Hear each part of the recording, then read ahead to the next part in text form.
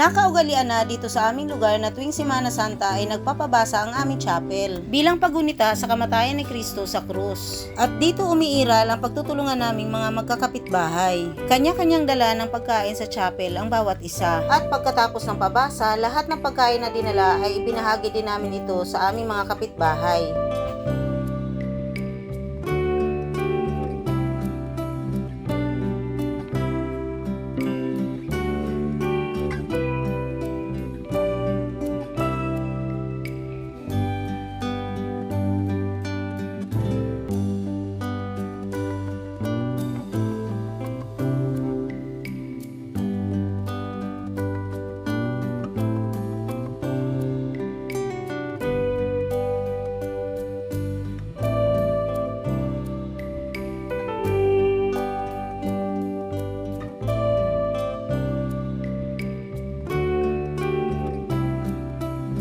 Sa lahat ng chapel worker ng Nuestra Señora de Gracia, good job po sa ating lahat at maraming salamat sa lahat ng mga nag-sponsor.